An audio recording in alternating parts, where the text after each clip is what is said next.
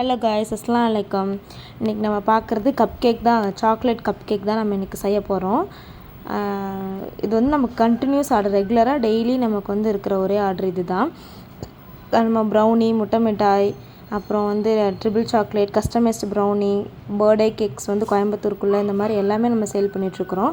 உங்களுக்கு எதாவது தேவைப்பட்டுச்சு அப்படின்னா மேலே இருக்க வாட்ஸ்அப் நம்பருக்கு எனக்கு வாட்ஸ்அப் பண்ணுங்கள்.